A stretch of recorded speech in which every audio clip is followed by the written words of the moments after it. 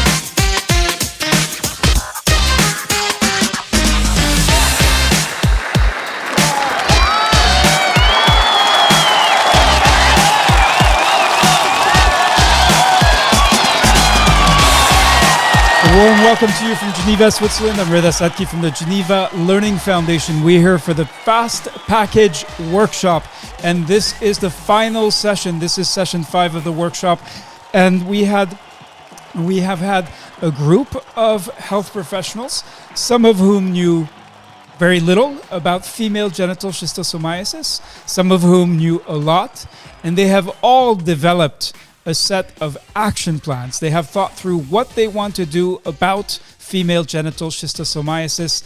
We're going to dive in. You're welcome to join online, whether or not you knew about this workshop, whether or not you know very much about female genital schistosomiasis. This is an occasion to learn.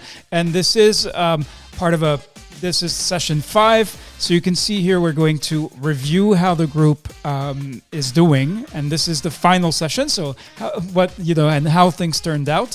I'm going to be sharing some technical information, just sort of updating you on the process, and then really at 20 past, we're going to go to the participant presentations about their FGS action plans.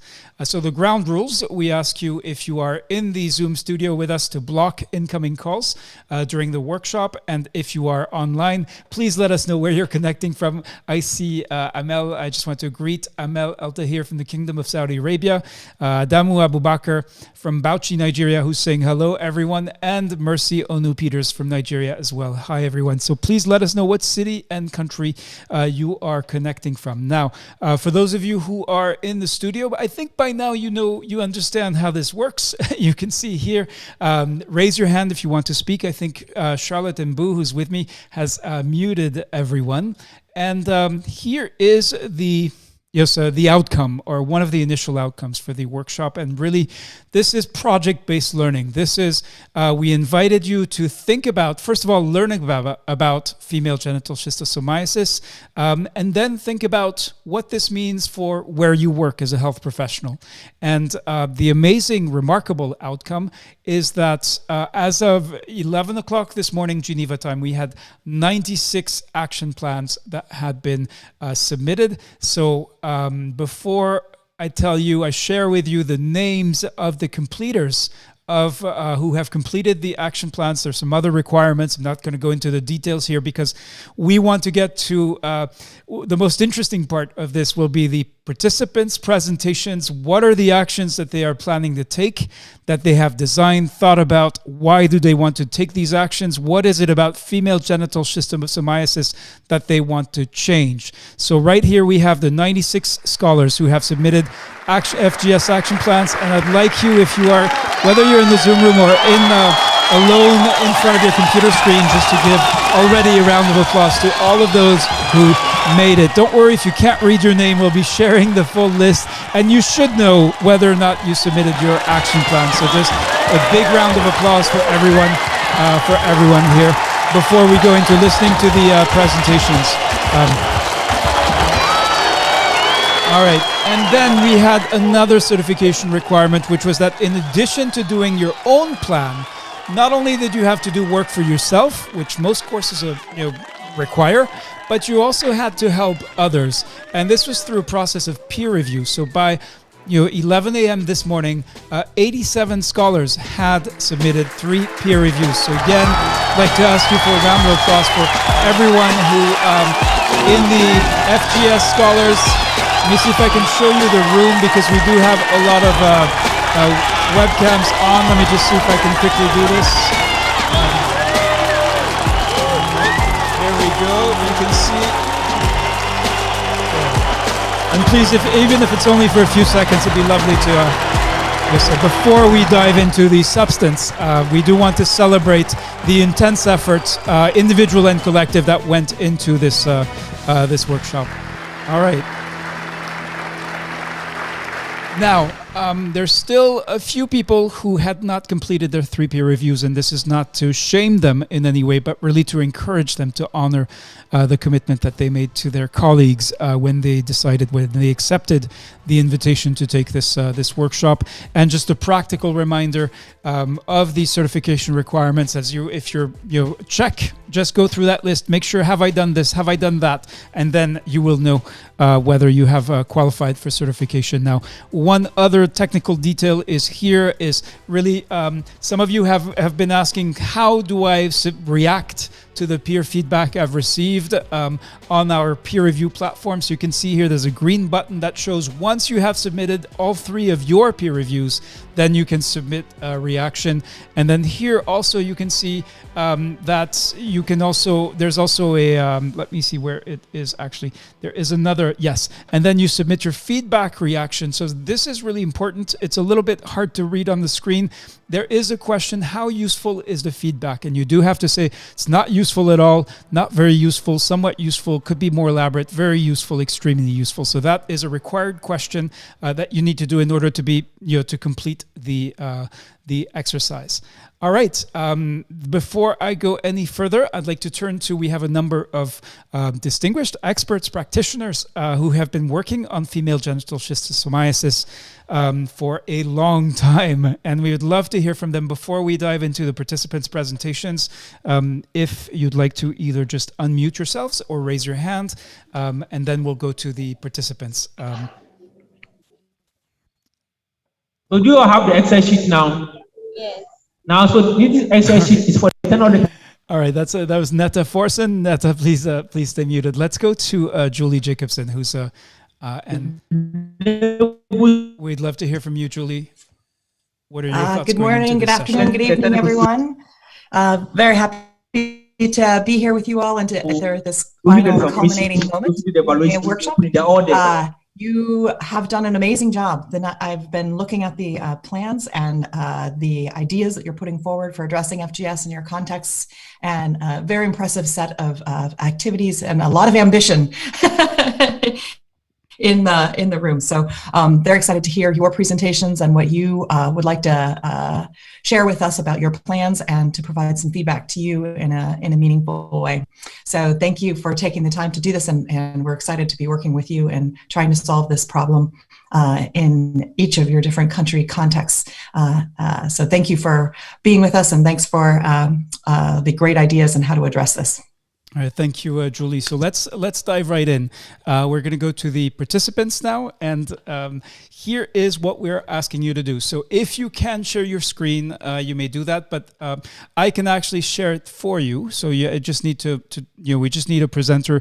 If you're ready to present your action plan, then please raise your hand, and then I'm actually going to read a list of names of individuals that I will be inviting first to present their plans, and I know some of them are indeed in the room. Let me just see if yes. So then we'll ask you to summarize your action plan. What is your challenge? What's the goal? So what does success look like when your challenge is solved? What do others need to know to understand your situation related to FGS? And what concrete steps are you going to take? Because if this was for this to be a useful exercise, then once this workshop is over, you should be able to take that plan and take action as well. So let's start with Eugenia Chigamane. Eugenia, I'm asking you to unmute, and I'd like to invite you to be our first presenter. Are you ready? Would you feel ready? I'll be sharing. Give me a second to actually share your plan so we can look at that together. Eugenia, are you able to speak? Okay, we cannot hear Eugenia yet, so let's go to Frima Ose Tutu. Frima, are you able to unmute, please? I'd like to ask you and invite you to present your plan as well. Right. All right, Frima, are you able to unmute? Let's keep going, and let me see if we have any volunteers. So if you'd like to volunteer, please raise your hand so that we can go to you and kick off. It will take a brave individual to be the first to present. Let's go. Let's see if Abina Oko is in the room. Samuel. All right, Samuel Borlabi, do you feel ready to unmute and share with us your plan? Yes, I'm ready. All right, Samuel, give me a second to set up, and then I'll be showing your plan on screen, and really we want you to, as you can see here, to tell us what is your challenge, what does success look like when your challenge is solved, and what do others need to know? So let me just make sure. Let me go ahead and get your plan so we can look at that. So we can put that up on screen. All right, here we go. And I see you have no upcoming tasks, so you are completely done. Let me see the results. Yeah. Let me see, where is your submission? Yes, here it is. All right. All right. So I think we are ready to go. Samuel, the floor is yours. Tell us, what was your challenge? What was the goal? What do others need to understand your situation?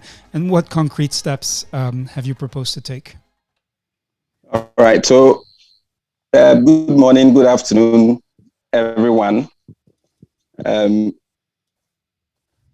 name is Samuel. Are you going to run the screen for me? Yes, and we really need the summary, the headlines. All right, okay. So that many people will be able to present. Basically, what I did was I proposed to create awareness and address knowledge gap on female genital schistosomiasis among clinicians in Catholic Hospital, but the hospital I work in is a district hospital in the Northern area in Ghana. The main challenge, looking at my context, is the fact that there is lack of awareness and knowledge gap concerning female genital schistosomiasis among clinicians, doctors, and everybody. Now, Bator is a district hospital, and mainly it's famed in Ghana for providing gynecological care and then gyne-oncological care. We do a lot of surgeries. It's located on the west bank of the Volta River, which is a freshwater body. There are quite a number of freshwater areas in that district as well. The hospital serves as a district hospital for the Northern region. There, according to the Ghana Health Service, that particular zone falls between 10 to 50%, according to schistosomiasis bill that was drawn by Ghana Health Service. Can you go down, please, to the table? Our gynecological attendance has been very high. If you look at 2020 is out there, but 2020 was a bit down because of COVID.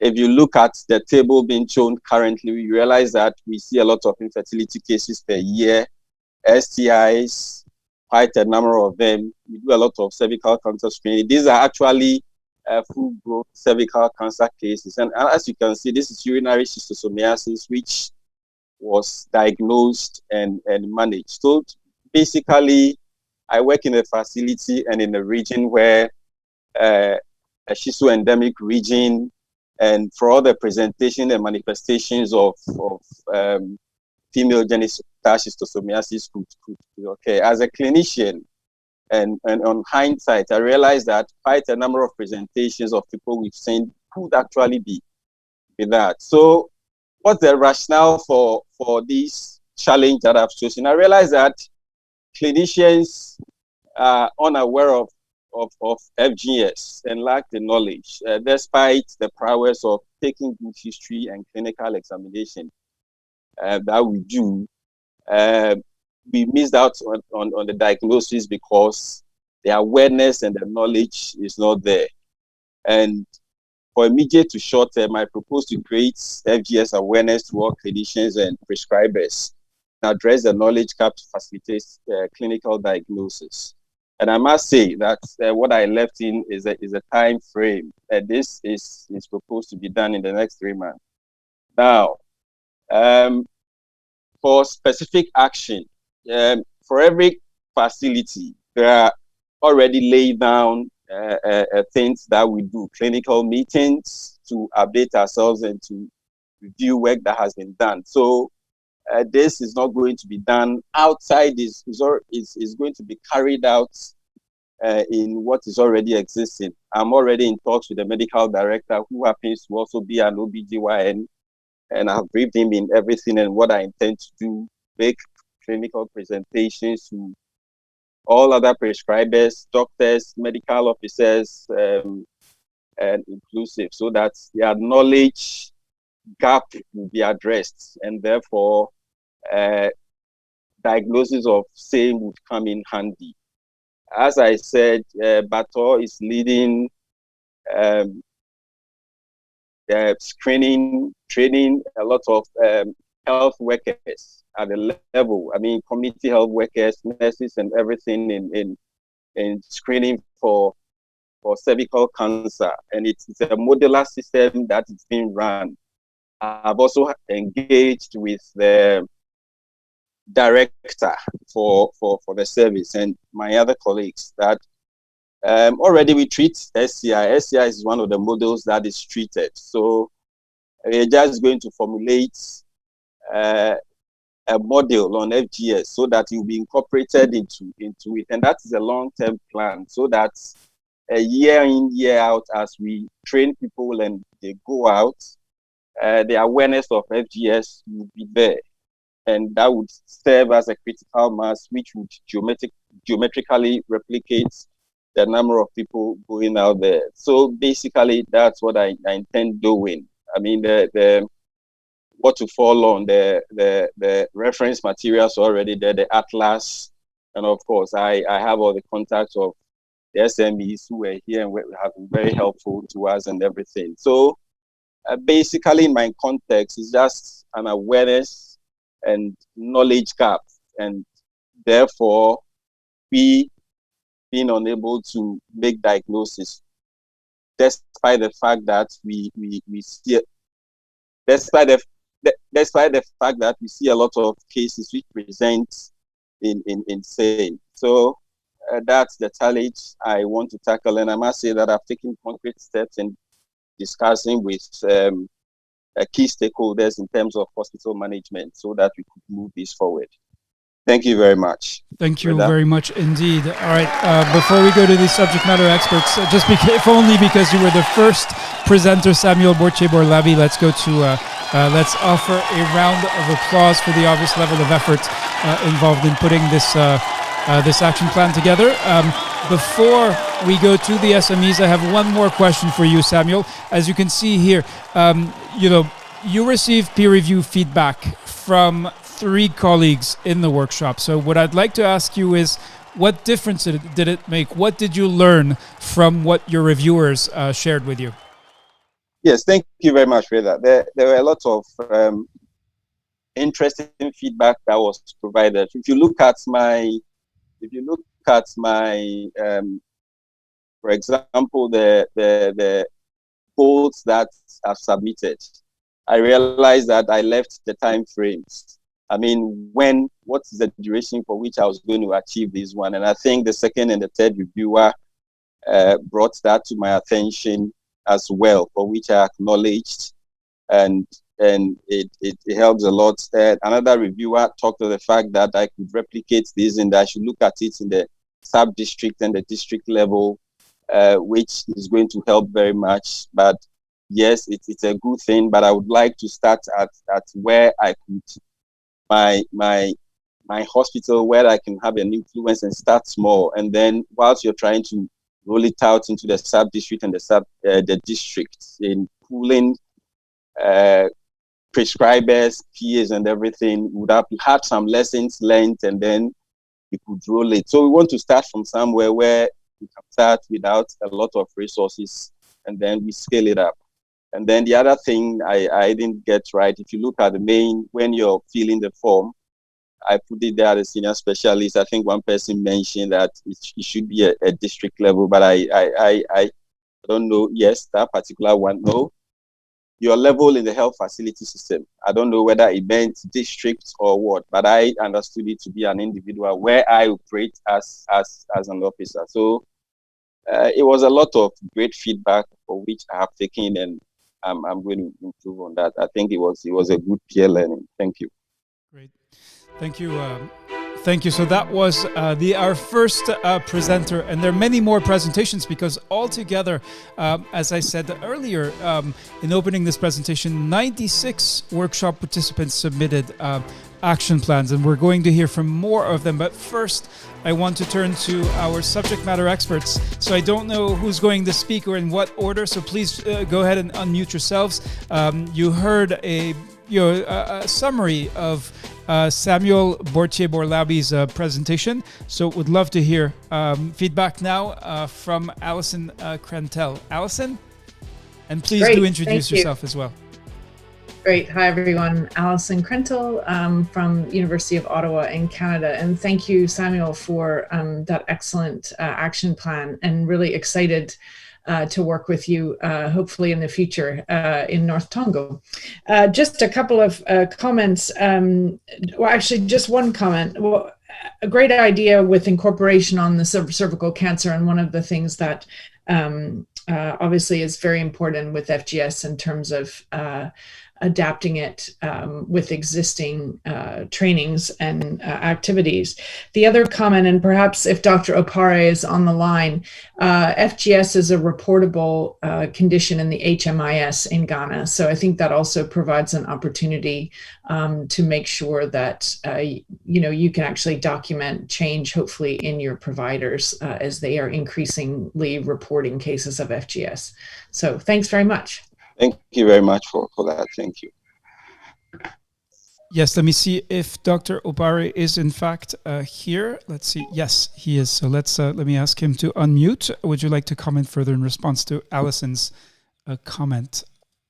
Joseph Opare, and please don't forget to introduce yourself. All right. Yes, please go ahead. Thank you very much. My name is Dr. Joseph Opare, the Deputy Program Manager. And very soon, my program manager will join the team. Alice, could you come in again with a question? Yeah, I just was highlighting the fact that in Ghana now there's an indicator for female genital schistosomiasis as part of the information system. And so this would be an opportunity for this particular action plan to perhaps see a change. They would expect to see an increased number of potentially cases being documented through the system. Yeah, you are right. We have incorporated certain forms on neglected tropical diseases into the district health information management system. That's the DIMS.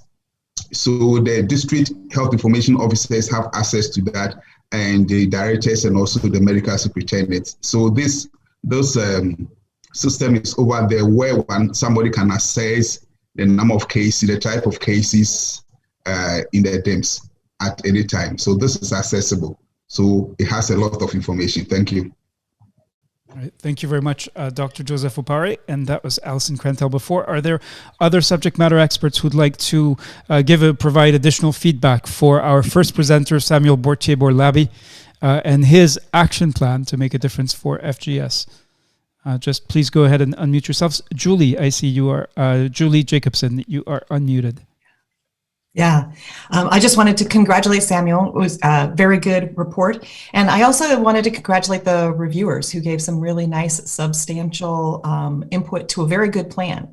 I really liked the concrete nature of that. And I really appreciated, Samuel, you staying within what you can do concretely in your setting now, and then thinking about the expansion of that in the future later, integrating into services that are already provided through the hospital with the cervical cancer, and also acknowledging that you've already taken some steps to start to make this happen with you, working with your director. So I think those things are all very important, and the good context that you provided. So and also a final piece is that the reference to some of the existing materials that are available to you to be able to put this together, and just thinking about that in the future about how materials could be shared amongst participants to be able to help them in participating and making their action plans happen. Thank you. Great. Thank you very much, Dr. Julie Jacobson. So now let's go to our second presenter. So I shared the list to give participants a little bit of a heads up. Stella Lungu, I'm going to ask you to unmute, and hopefully you are ready to give us a short oral presentation of your plan. Stella Lungu, you are up next. Then it'll be Mercy. If Stella is unable to speak, we'll go to Mercy Kaporku. Okay, looks like Stella is not responding. Vida. All right, Vida Kukula. I hope I'm not mispronouncing your name. Please go ahead and unmute. We would love to hear your plan, and I'll be sharing it on screen to make it easier for you. Vida, are you able to unmute, please? We know you have put a lot of effort into your action plan, so this would be good to hear from you and to have that presentation. All right, Vida is not responding either, so let's go to all right, and this is fine. Between connectivity issues, we're making no assumptions. Ogechukwu Aribodor, yes. All right, then you have your hand raised, and indeed, we'd love to hear your presentation. Yes, so let me line up. Let me get ready here.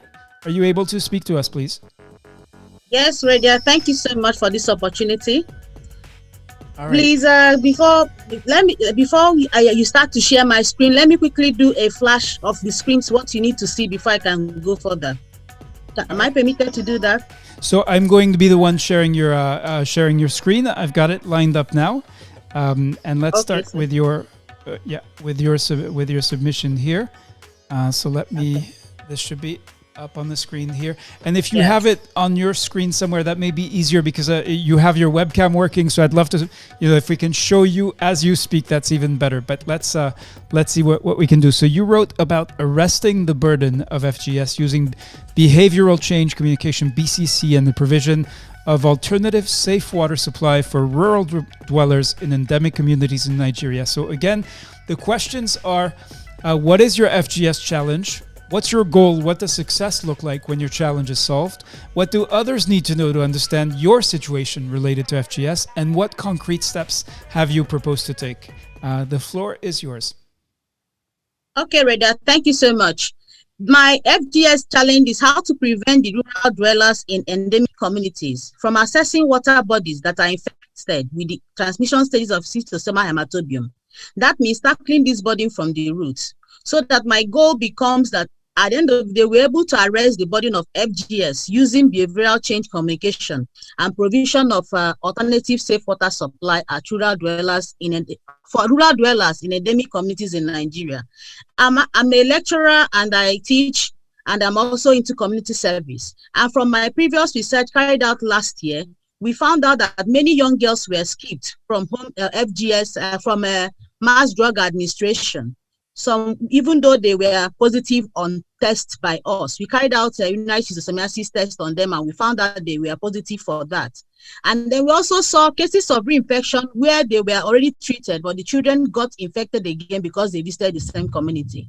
We also saw that most communities visited have relied strictly on stream, ponds, and lakes. And these are actually contaminated with the intermediate stages of Schistosoma hematobium, because some group of my students also worked on the morphological study. And they also are rice farmers. Also, we noticed that in my contest, we also have open defecation. And there's this strong cultural belief, which is a major challenge that is associated with the problem of FGS, as most of us rightly identified, that community members worship water deities and visit these water bodies regularly for cleansing and sacrifices. And also, we have this behavioral taboo that is culturally related, where women are prevented to open up and talk about their sexually related problems. And the worst part of it is that in these communities, they don't have equipped health centers, and the absence of standard laboratories, that when we are going to those field works, we have to carry microscopes from our school, our institution, to go for such trainings. And there are no trained health personnel because their basic facilities are not available in these communities. Therefore, for most of my studies, we carry it out as a research team, including the state NTD program or coordinator in that. So for this, my action plan, I tend to have him also as my co-investigator. This will give me access to know where children were missed during the last MDA that took place last year. And it's important to note here that most NDAs that are given to in communities are not administered in school, especially that of praziquantel. They only give them albendazole and metizan drug. They don't give them the other one in school. So this study will help me to see how we can actually tackle the problem from the roots. The rationale for my study now is the challenge is to see how we can prevent these rural dwellers in endemic communities from accessing water bodies contaminated with transmission stages of Schistosoma hematobium. The goal is now to arrest the burden of FGS using behavioral change communication and provision of alternative safe water supply for rural dwellers in endemic communities in Nigeria. This is important because behavioral change and awareness creation for FGS alone cannot prevent and lead to possible elimination of FGS. Provision of an alternative safe water supply that will be sustainable will help to tackle FGS from the root in my own context. This will help to interrupt completely the transmission cycle of the infective stages of these parasites and also prevent reinfection, considering the fact that they don't have proper equipment and personnel to look at them when they get ill.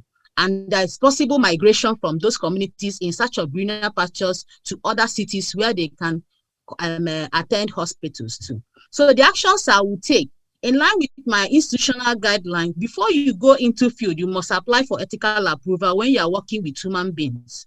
My team will, my research team consists of selected gynecologists, the few gynecologists that helped me in the field work to identify a young girl that actually had presented a case like female genital schistosomiasis. If I'm allowed after my presentation, I can share my screen and show the girl the picture and the documentation and the type of egg we saw. Okay, so we will now after applying for ethical approval and that is in place, I will conduct advocacy with the relevant government authorities. Already they know us and we are working with them. One of the focal resource persons in the state. Now, we also go for prior visitation to the communities. Again, the reason why we are doing that is to sensitize the community leaders and faith-based organization leaders that there is need for us to come and work together with them. And that this time around, I want to co-opt their members. Let them suggest to us people they want us to train, so that those people that are going to work with us can be directly involved. And that way, the community people can trust them and help us to make sure that we get the actual behavioral change we set out to do. Now, in organizing the capacity building training, a training workshop will be conducted for all recruited community members that will participate in the behavioral change communication training. This again, in my research team, I have a professor that is her area of specialization is behavioral change communication. She will help me and make sure that the training is conducted in the best way. And in this community, it has to be translated in their local language because most of them are not enlightened. And it has to be pictorially designed because they can't actually read or write. But if I should make it a pictorial presentation, they'll be able to understand why there is need to have a change in their attitude, norm, and beliefs and behavior. That way, it will restrict their ability. And when this water is now provided for them, they will see the need not to go back to those places and get reinfected again. Then I'll also insist for feedback section because communication is not complete without a feedback section. This will help us to understand the level of understanding of these trainees, this will also help us to improve on the communication strategies we will use. We will then move forward to train the community members, and this will be widely conducted by the teams. And this is also, as we are doing this also, we are also ensuring that every community member gets to understand the need for the behavioral change. We are going to now present it in form of dance drama and acting. This is because these people don't even have the electricity to watch television, and most of their entertainment is through this type of medium, dancing and watching and playing. So we're going to use that too also to see if to get their attention and convey our message. We equally collaborate with professionals in geophysical survey. In my institution, we have professionals that are in this area. So we're going to look for them so that they can help us to save cost. This will help us save costs. The professionals will carry survey and come up with feasibility report on the most effective and cheapest way to provide safe water for these communities. They will need to take into consideration also the proximity of the new water source to the entire community household by centralizing the water supply. This is why the behavioral change is good, so that when it's centralized, they won't have any reason to go there. Then for us to now scout for how we can get the money to make sure that they have this, we need to form an independent body aside us that will supervise the project. These independent bodies will be pulled from selected credible members from the communities, the state government, and 1 or 2 top administrative staff from my institution. Why my institution will come in is because I want them to be able to have let the impact be felt from my school, because my institution seems to be the only institution that is federal owned in the state. And usually they also acknowledge, and so that they can be sending their students, professionals there on voluntary service to the communities. Especially now, I know much about FGS. Then we are going to organize a collection drive after we have set up the independent body. The collection drive will now seek for free will donation from philanthropists and organizations. Again, this community is peculiar. In Nigeria, we have philanthropists that when you are transparent and you call them and you show them evidence of the situation people are passing through, they can donate in bits, maybe $100, $200, the little money as this comes. The independent body will be in charge of the collection. The essence is that this will help us to generate funds that we use to provide an alternative source of water supply for the community, since the government is not in the position to do that. We also harness the aspect of subvention of this project by the donors for some months. Reason is because we need to make sure that the community members are prepared to start paying small money so that they'll enjoy the benefits more before they are now told about the commercialization of the water supply. And to ensure that this is smoothly run and sustained, community women leaders will be in charge of the commercialization of the water source, and it will be at a reduced price for all the community members. Therefore, every member of the community gets to pay something to make sure that this project is sustained. Again, this will empower the women because it is owned by them and managed by the community members. The sustainability can be guaranteed. We are going to be delivering progress report to all the benefactors. As on the wall we are going to put up a wall where we will write on top, near the safe water supply, all the list of the benefactors and the amount donated, so that there can be a comprehensive rendition of financial reports. This will also be submitted to the independent body that will serve as the supervisory body. From there, then, as an academic, I'm going to develop a manuscript for publication, so that if we carry out this effectively, to serve as a guide for other researchers around the globe, especially the endemic communities. More so, the experience that will be gathered from this study can be improved upon and replicated in other endemic regions. Thank you. Thank you very much indeed. All right, I'm going to turn right away to Alison Krentel, who is a social scientist and works in behavior change. Perhaps Alison, will start with you for the feedback from the subject matter experts. And thank you so much, Dr. Ogechukwu Aribodor. Thank you. Thank you very much. Yeah, that was a great and ambitious plan, and I appreciate your already existing knowledge of some of the beliefs, the socio-cultural beliefs that are already existent in these communities. Just a couple of just things to highlight. I think it's really wise to identify a group of community members that can serve as a kind of an advisory board. And I think that's going to be very important in creating and generating ownership for this. I think the other important issue to bear in mind is that there's so much knowledge within these communities about how they use water and how they, what role it plays in their social, cultural development and in communication in the community. So I think understanding that at the beginning will be really important in a kind of, and you can do that with sort of rapid assessments and conversations with communities. And I also think the dance drama is very interesting, and I'll be really excited to see what that looks like. And certainly something that could be used in other areas to just show the risk of schistosomiasis and the risk of FGS in particular for women and girls. So really good, and would have a really wide appeal to all ages. So I thought that was a super creative idea.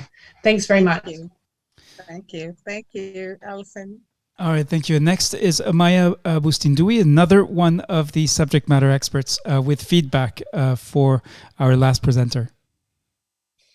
Well, first of all, congratulations. I was really, really impressed with the depth, with how much you covered in your plan. I mean, I started scribbling things, but some of the things that really stood out for me was that you came from the evidence point of view. So it was the R&D, that research and development that took you to your body of work later on.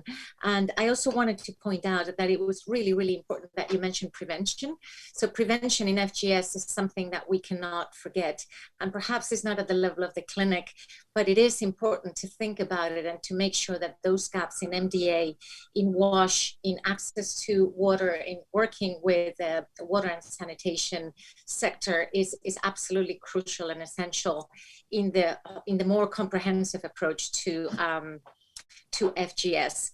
Behavioral change, yes. So it's not my field. I'm a clinician by training, but I do work with social scientists like Alison, and we have a very, very exciting project happening right now in Zambia, Tanzania, and Malawi, precisely with drama groups. And they are going to be developing, yes, so watch that space, and we hope to be able to share with the wider FGS community, but they are working on drama groups to bring exactly what you proposed, which was really exciting, to bring awareness and then also to spot the stigma in the community and to try to work around that topic through the drama group. So I think it's very, very exciting to see more and more countries coming together with a similar perception. But I was really thoroughly impressed with how you presented everything in such a structured and systematic way. Well done.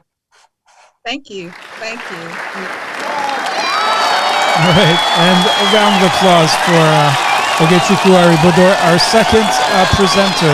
Now, remember, we have 2 hours for this session. We're going to, I see many hands raised already to present their action plans developed in the context of this FGS workshop. So workshop about female genital schistosomiasis. We have in the room with us a number of distinguished subject matter experts. You can see there are 5 of their names are in red. And I'd like to turn to them now before we go back to the presentations and hear from more participants, really to have a sort of formal word and insights, reflection, takeaways from the workshop, and then we'll dive back in and listen to more participant presentations. I know that Dr. Kofi Asemani-Mensah from the Ghana Health Service, I believe, is in the room. So as there was a strong focus in this workshop on the country of Ghana and health professionals in Ghana, it's logical that we go to Kofi Asemani-Mensah, and would love to hear a word from you if you're able to speak to us. Yes, what are your reflections, your takeaways, and what message? There are 96 participants in the room who are energized, who've developed, who are ready for action. So around FGS to improve prevention, diagnosis, treatment. What is your message to them? Yeah, good afternoon, Rita. And good afternoon to all the participants. As I've been said, my name is Kofi Asemani-Mensah, and I'm the program manager for the NTDs in Ghana. Before I proceed, I just want to share our appreciation for the enormous work that you have done in trying to train our service providers. We in Ghana in particular have an issue with the FGS in the sense that most of our clinicians and then health workers are not aware of the conditions. They are aware of the general schistosomiasis as a problem, but focusing on FGS is not something that is well known in Ghana. So this workshop and this training session is a blessing in disguise to all the health workers who are on this training platform, and we are most grateful. We appreciate all that has been said on this platform, and then we really are happy with the focus on female genital schistosomiasis. We in Ghana have been tackling schistosomiasis as a program for a very long time. We have made some headway, but we still believe that we can do more. And we believe that expanding the training session to encompass even the students who are in the training institutions is a very great idea. And we are hoping that as we proceed with the sensitization and creating awareness and making sure that everybody is on board, we'll be able to tackle the disease of FGS. We, in particular in the Ghana Health Services, want to make sure that every level of the service, we have people who are aware and are capable of dealing with the female genital schistosomiasis.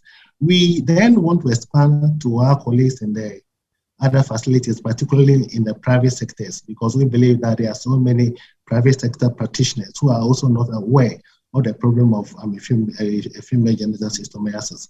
So we want also to broaden the scope of the service providers so that we will be able to have a large chunk of our service providers well versed in the area of female schistosomiasis. I will appeal to all those on board this learning platform that they should be ambassadors of female genital schistosomiasis. They should spread it. If you walk into most of our facilities in Ghana, there are only some few people who are well versed in the area of female genital schistosomiasis. And without that expert knowledge, without that sensitization, it will be very difficult for us to move in the state that we are in, and making sure that everybody within the sector is well-versed. So, Rita, I really want to send the appreciation of the program, that we really appreciate what you have done, and then we believe that this will make a very strong impact on the entities in Ghana, in schistosomiasis in particular, and female genital schistosomiasis in particular. So these are the few words that I will say. If there are any issues that you want me to address, I will be grateful to do that. Thank you very much. Thank you very much indeed, Dr. Kofi Asemani Mensah, the National Manager for the Neglected Tropical Diseases Program in the Ghana Health Service. I do have a question, and that is just a follow-up question for you. If participants in this room who have developed action plans, some of them will be trying to implement them. Can they count on your support and the support in the context of their professional role, of course, of the Ghana Health Service and the NTD program? Definitely, they can count on our support. We would also like to be privy to all the proposals that they have developed. And then they can then send the proposals to us for us to have a discussion. And wherever we can support in any other, in any way, whether technically or financially, we'll be willing to do that. So our doors are open. I will be very much happy to partner everyone on the platform who is interested in prosecuting any project. So the answer is yes, we'll be most welcome to all of them. Thank you very much indeed. We are wrapping up. This is the final session of the workshop about female genital schistosomiasis with a strong focus on Ghana, even though there are many participants from other countries involved as well. We have participants in the room who have developed action plans. They have supported each other in developing them. And we also have a number of distinguished subject matter experts. We just heard the NTD program manager for Ghana from the Ghana Health Service. And now we'd like to go to let me see. I know there may be some practical challenges for Pamela, Sabina, and Babazi from the World Health Organization. Pamela, is this a good time for you to say a word and again share your insights, takeaways, thoughts, reflections, as there is incredible energy in the room with participants who are ready for action to improve prevention, diagnosis, treatment of female genital schistosomiasis? Yes. Good morning, good afternoon, good evening to everyone. Thank you so much for your presentations. I've been listening keenly and learning a lot as well from everybody. And speaking directly to Dr. Kofi's presentation, I think this really is another great presentation and response from the participants, showing exactly also what a program can do at country level, and some of the action plan that he has outlined for Ghana is something that if it were implemented, it would really aid us in all our collective efforts towards meeting the goals we've set to control and eliminate schistosomiasis, especially female genital schistosomiasis also as an issue on the continent. It would push it really far. I think one thing that has come out of Dr. Kofi's presentation is he mentioned there were two main things that stood out for me. He mentioned the fact that the program has been going on for a long time, which is true in Ghana's case. He also mentioned that, then he went on to elaborate what they as a program intend to do among health workers especially, highlighting what we've all seen during the course of the workshop, that the awareness amongst health workers is not what we would like it to be, but most of the things he said have pointed to increasing this awareness amongst health workers, which goes to show that despite all the challenges we've had over the course of this workshop, and also some of the difficulties we have with the tools we have, there is still quite a lot that we can achieve in addressing female genital schistosomiasis with the current knowledge and resources we have. So what Dr. Kofi's presentation shows is that country programs can actually do quite a lot with what we have already to address FGS in the population. One thing I'd like to hear a bit more also is how the engagement of endemic communities would be done in the Ghana situation, because we see that while we are doing a lot with what we can with the present we have, this workshop is helping raise awareness amongst health workers. Would like really to see the intended beneficiaries engaged in owning their own roles in preventing this situation and understanding more about this disease. But overall, great presentation. Thank you, Dr. Kofi. Thank you, everyone, as well. We continue to learn and see how best we can further use the tools we have and do more really to prevent this scourge of FGS among the people. Thank you so much. Thank you very much indeed, Pamela, Sabina Mbabazi from the World Health Organization. Now, if you are a participant in the workshop and you are waiting, you have worked hard on your action plan, you're ready to present it, we're going to hear additional feedback. I believe Julie Jacobson had connected the dots between the first two presenters, and then we're going to hear from Amadou Garba-Jirmé, also from the World Health Organization. Let's first go to Julie Jacobson for feedback specifically to the presentations. Then we'll hear from Amadou, and then we'll go to our next presenter. So we're presenting a few of the 96 action plans that were developed and peer-reviewed over the course of just a few days in the FGS workshop. So this workshop about female genital schistosomiasis. Julie Jacobson for Bridges to Development and the FAST package. Thank you. Just some quick comments. I think, the first two presentations, Samuel's presentation was a succinct, very defined, short-term goal that could be really achieved in his setting where he is, very practical and using the tools available to him now. And I think that that contrasted with the second presentation that was about a big project working on prevention as opposed to treatment, which Samuel was working on, show a nice spectrum of all of the work that can be done and that are important to do in order to be able to address the issues of FGS in the communities. And I would like to encourage people to think about the short term and the long term of what they can do, but again, being very practical in what you can do to move things forward. And it's wonderful to see the support from the Ghanaian health services to be able, in that country setting, to help programs and the ideas that are coming from participants to move forward. So thank you. Thank you, Julie Jacobson. We're now going to go to Amadou Garba-Jirmé from the World Health Organization. Amadou? Thank you, Reda. I missed the presentation because I was away. I went through the action plans that have been written by the attendees of this training workshop. So I'm very happy to see the attendance of this FGS training workshop, because I'm really surprised that we had more than 90 participants attending all these days and working on the project. So FGS, I think it's a need a comprehensive action, starting with prevention, which is really implementation of mass drug administration to prevent the occurrence of these lesions. Yeah, and good coverage, in particular in girls and children, is really important to prevent this disease. And also, it's important also to think about integration with other programs, HIV, HPV, cervical cancer, etc., in order to have a synergistic action.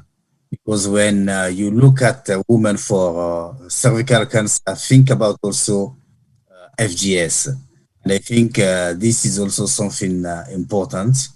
And last, I would comment on advocacy for FGS. Advocacy among health workers, I think, because it's a disease which is ignored. So we need really to advocate with our colleagues to make this disease known, and so that people can think about it when receiving women coming from endemic areas. So this is in short what I would like to say. Thank you, Reda. Thank you. Thank you to and organizers. Thank you very much indeed. Amadou Garba Jirme from the World Health Organization. We have one more subject matter expert we'd like to hear from before we go back into the participant presentations, and that is Alison Krentel from the Bruyere Research Institute. Alison is one of the leaders of the FAST package that is making this workshop possible. So Alison, it'd be important to hear a word from you a little bit more formally about what this means, what your takeaways and insights are with respect to this workshop and with respect to the goals of the FAST package.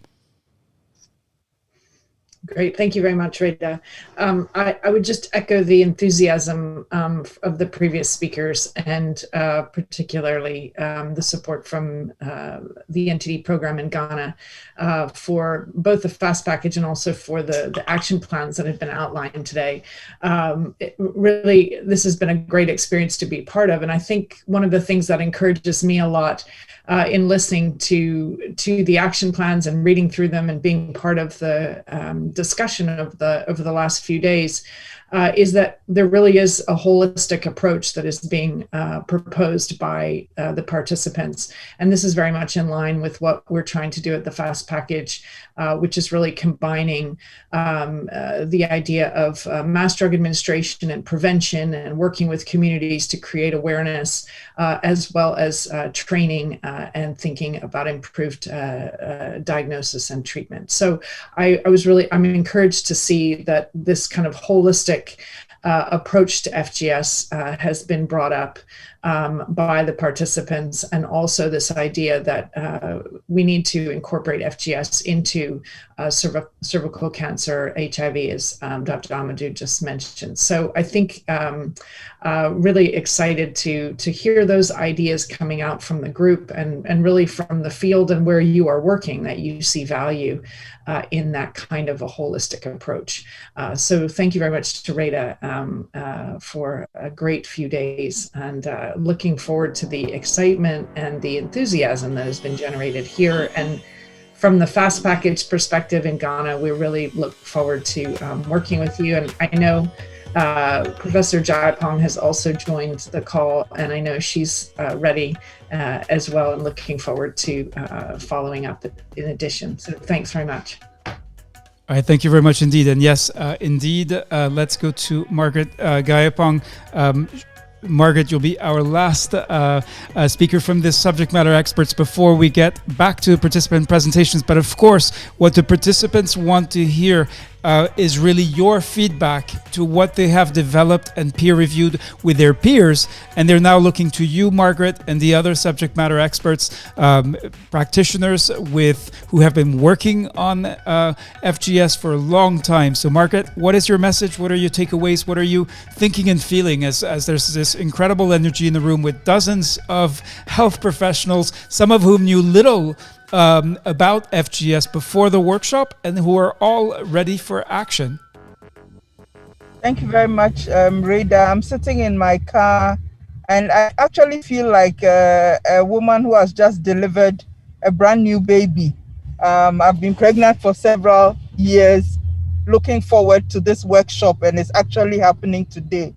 And to see the outputs from our scholars within a short period, the number of things they have done, the thought that has gone into the work, I'm so overjoyed. I don't know how to express it.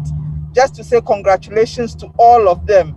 I've read the action plans, and it spans from prevention to treatment to diagnosis, and even changing the curriculum in our training institutions. And it is both for nurses and for doctors. So I'm quite excited about it, and I am grateful to the Ghana Health Service for their commitment throughout this. I know I have stressed them a lot, but we are seeing the fruit of our labor, and I'm sure that Ghana is going to take this forward, as has been said by the program manager. Thank you very much for the opportunity, and well done to the Geneva Learning Foundation. Thank you very much indeed, Margaret. Gayapong from the University of Health and Allied Health Sciences Institute of Health Research in Ghana, so from Ghana. All right, let's keep moving. Let's go back to the participant presentations now. We want to hear what you developed and how you did it. We also want to hear what you gained from giving and receiving feedback from your colleagues. So I'm going to go back to the participant presentations. I will actually share your screen on your behalf so we can look at your action plan together. And what we need you to do is to answer the questions you see on the screen. So what is your FGS challenge?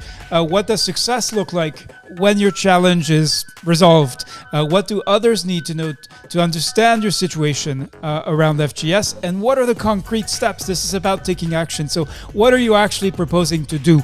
That's what we want to hear in your presentations. We have several hands raised. Let's go to, all right, let me see. Let's go to, all right, we have actually 3 hands raised. Let's go to Anthony Betty, who may have, Anthony, are you able to? Yeah, thank you. If you can share my screen for me, it'll be better. Yes, give me a second. I know we work on tight deadlines. All right, and all right, we're looking at your plan here.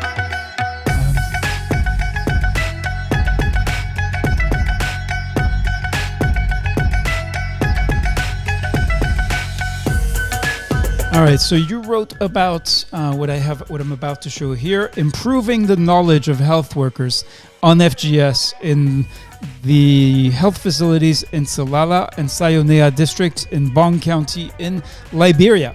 All right, yes. The floor is yours. So thank you very much. Our challenge was the lack of training for health workers, and more especially for 2 districts in Liberia, which is in one of the county, which is Bong County. And then these districts are they have high prevalence of schistosomiasis in the district. Like for Salala district, like it is 6.7%, and what we have 78% in Sanoye district. So we look at the situation analysis of these districts, and more especially these districts have schistosoma hematobium. So there's a belief that if the health workers are trained, they will be able to diagnose properly, as we talk about misdiagnosis. And then FGS is very new in Liberia, and Liberia being an endemic country for schistosomiasis, we think there's a need to actually build the capacity of health workers that they will be able to diagnose properly FGS and then treat. So in the district, we have 8 health facilities, primary health facilities that we want to implement in. So we're going to be training nurses, physician assistant, community health worker, and midwife. And also that will be at the health facility level. And then at the community level, we will also involve the traditional midwife and community health volunteers. In Liberia, we have a good community structure. So we have community health volunteers that work within the health facility level. So we have the community health assistant that work within 5 kilometers from the health facility, and the community health volunteer work beyond 5 kilometers. So we will also train them on the line of referral, how they can refer cases to the health facility to be screened. So the rationale for this is to actually build the capacity of health workers in these health facilities for the screening for female genital schistosomiasis. And as I said earlier, there are a lot of major challenges when it comes to training and awareness on FGS. Of course, we have high prevalence of schistosomiasis in the particular county we are talking about, Bong, which is above 50%, and then we are conducting annual mass treatment every year. But when it comes to female genital schistosomiasis, it's actually lacking. So we develop a goal, and then that goal we have one to collaboratively work with the Geneva Learning Foundation to develop a training package for female genital schistosomiasis, which is not existing, or we work along with institutions that are already developed to ensure that the training package for FGS are developed and available to be used at health facility level in the district. And then goal 2 is to improve the understanding of policymakers and health workers in the 2 districts on FGS. And then the outcome will be to increase knowledge of health workers on FGS through training at health facility level in the 2 districts. And also to support health workers on the management of FGS through symptomatic and confirmed cases through the provisions of the training package. And health worker will be able to properly diagnose and manage patients with FGS in Salala and Sanoye district that is highly prevalent of schistosomiasis. So we look at the action point, the action plan that we'll take. The first one is to develop training package, which is very important, or use existing training package from other institutions. Collaboratively work with partners to get funding for the development of this package for FGS for both health facility and community levels. And then to conduct training for professional health workers and community members. We need to advocate with local international partners and government for funding to implement and cascade training at all levels. Identify training participants at district, health facility, and community level. And then we also need to print out the training material for the participant. Then we also need a smart stakeholder that will be involved with the training activities, and then also that will also help to advocate for support for the program. Logistic and preparation of FGS training. We need to work with the Ministry of Health and other partners to organize the logistics for the training. And then data analysis and read out disseminations, report on the result that we will get and the number of people that are trained. So that was the action plan, and then the feedback also I got from my peer was very good. Of course, there was some minor correction that I needed to make, but I want to thank all the peer reviewers that did review my action plan. I took their comment into consideration, but most of it was excellent. But I know there are some minor things that we need to work on. Thank you very much. Thank you very much indeed, Anthony. Betty, let's go now to the subject matter experts and of course participants. I really wanted to appreciate, and I didn't have a second to do it, but the fact that many of you took the time to thank and to recognize the presentation from your earlier colleagues. Let's see who amongst the subject matter experts would like to share what would be your feedback to Anthony, Betty, and this plan. So let me see. I believe Caroline has. So please just go ahead and unmute yourselves. Yes, Caroline, would love to hear from you. Thank you, Anthony. That was so interesting. And my colleague Jenny has just passed her greetings from SCI. I think she works quite closely with you in Liberia. But that was a really interesting presentation. I just wanted to sort of focus on what you said about involving community health workers and, you know, the importance of that we really cannot underestimate the importance of their role in picking up cases and referring those cases on. They really encourage, you know, improved access to health services, increased health and screening. They encourage better understanding between community members and the health system as well of FGS. They enhance communication between the community members and the health providers. So I think they're a really, really crucial role in the whole awareness raising around FGS. So that was really important that you included them. So thank you, Anthony. Thank you. All right, thank you, Caroline Pensoti. Let's go to, are there other subject matter experts who'd like to respond? I see Margaret is also unmuted. Margaret?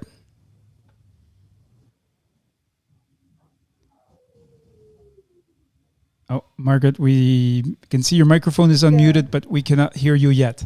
Thank you very much, Reda, and congrats. Very clear follow-up. Oh, sorry, I'm in the car, so hello. Yes, we hear you. You are breaking up, but let's keep trying. All right. What is your feedback for Anthony Betty and his presentation? Yeah, just to congratulate Anthony for being in this throughout. I see this as a follow-up to the work that he did on Countdown, and to see that he's taking this forward is very much appreciated. I very much like the fact that he's going to work with other institutions that have developed training packages for FGS and be able to use it to execute the work that he wants to do at country level. You can also link up with Laura and co, who have developed various algorithms and training packages. All right, unfortunately, Margaret is in her car. Yeah, please keep going. Be able to complement the work.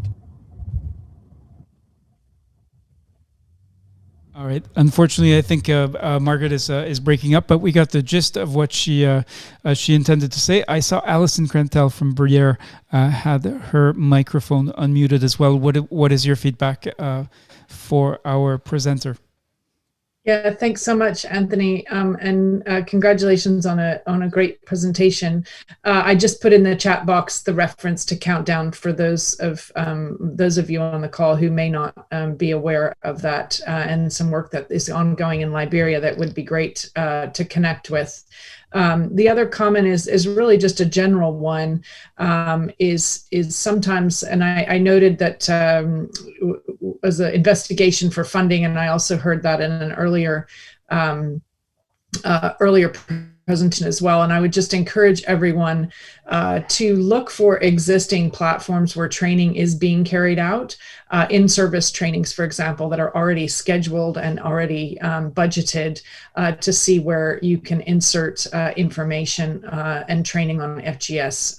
And just a note to look for those existing opportunities rather than necessarily to wait for new funding opportunities. Great if there is new funding opportunities, but we don't want that to be a barrier for us to continue to get raised awareness about FGS. Thank you. Thank you, Alison. All right, is there additional feedback? All right, I see Julie Jacobson is unmuted. Julie, please go ahead. Yeah. Very impressive, and I think that this comes back to the fact that in our virtual room that we're experiencing here, we have a wide variety of people that are participating, and I think we have benefit. Anthony has the benefit of doing work in this area and being able to build a plan off of another plan that will complement the work that he's done, and it's really impressive. I come back to the piece that a little bit of what Alison has said as well, as all of the learners are thinking about the plans that they have. What can be done with your current existing resources and in the immediate time frame as we think about the longer term feedback and longer term plans, because and all of the work is valuable. And so I think that the other part that keeps coming to my mind is that all of these plans, following up with all of you on what happens with these plans, what you've learned, what resources you've developed, and how those can be used by other participants to do things in their own settings would be a really valuable thing to think about in the future. Thank you, Julie. Are there is there additional feedback or comments or reflections from our SMEs? If not, we will go to our next presenter. Let me just to set that up. Let's. We know it always takes a minute or so for everyone to get ready, but we have actually several hands raised. I'm going to go to Alfred Mensa. Alfred, are you able to speak to us?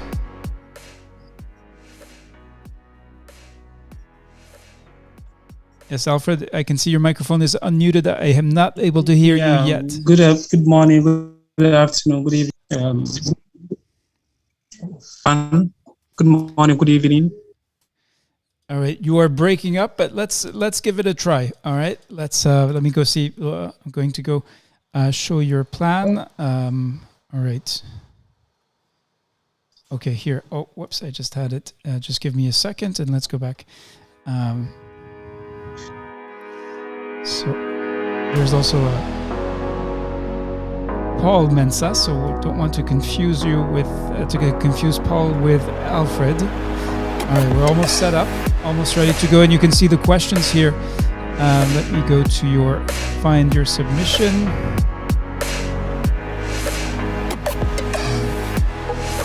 Here we go. All right, so let's have a look.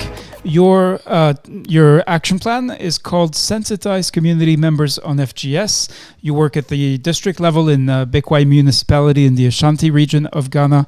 You work in the municipal health directorate, and your challenge is to sensitize community members on FGS, and your goal is to improve prevention. So let's over to you, Alfred Mensa. You have the questions. What is your FGS challenge? What does success look like when your challenge is solved? What do others need to know to understand your situation related to FGS? And what concrete steps have you proposed to take? So thank you very much, Rita. Good afternoon, everyone. Good evening, good morning, wherever you are. This is Alfred from Ghana. I'm in the Ashanti region, Bekwai municipality of the Ashanti region. And as Rita actually said, we're looking at sensitizing community members on FGS.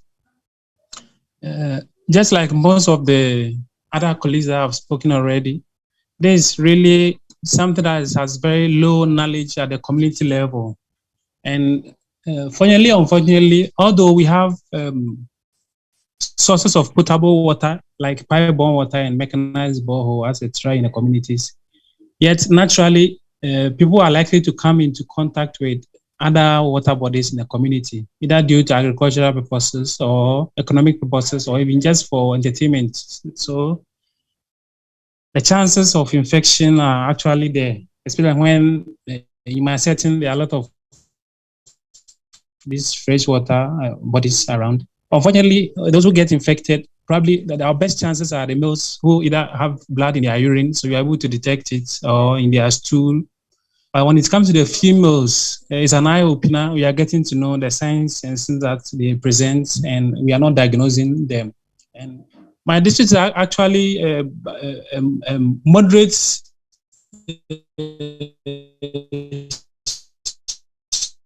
endemic districts once every 2 years. Mass drug administration. We had the last one in 2019, and the next one hopefully will be in late part of 2021. And the coverage has not been all the best, meaning there's a lot of work to do. So if we can go back to the root cause of people knowing that these water bodies that they come into contact with, they could be a source of problem, then we'll be eliminating the problem in some way. So that's what we set out to do, to create awareness amongst community members, to decrease the contact they have with these water bodies and be aware that these water bodies have a problem. Then,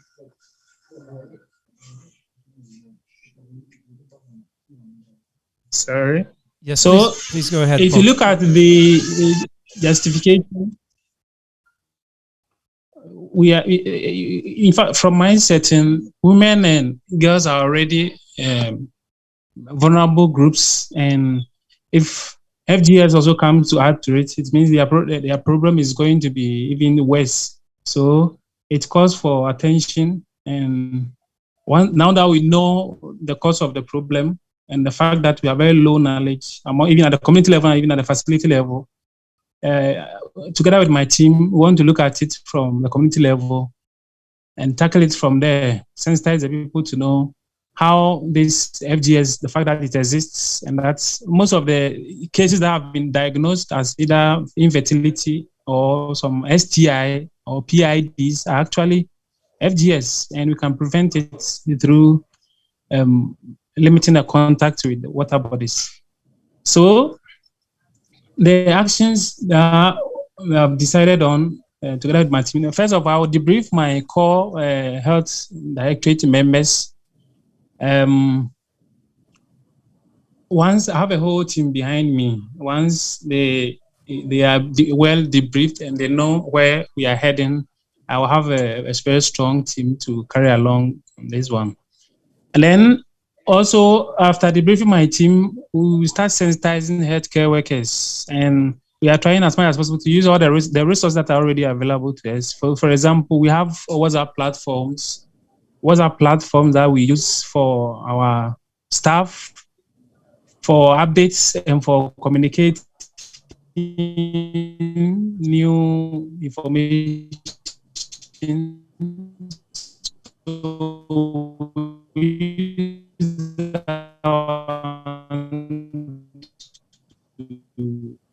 We also have meetings, whether clinical, maybe 5 or 10 minutes, we take it out of it, and then we do a sensitization of all staff. And then once we are sensitized ourselves, then we can go into the community with a lot of confidence and comfortably.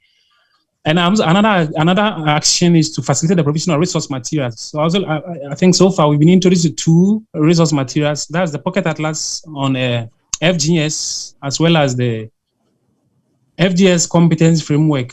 I think we can easily make copies from the directorates with the support of my director and the rest of the team, and distribute to all staff that are going to take part in this work. We also realize that probably up to now, there are some water bodies that we may not even have paid attention to. So we want to use our staff who are already in the community to map all these water bodies, so that even the ones that, although we had some target vulnerable groups or risk areas that we use in our program, doing additional remapping, or even bring on board more water bodies, and then we know where the risks are coming from and how to neutralize them by targeting those communities that are at risk. Then we also sensitize community members or volunteers in the community on the FGS.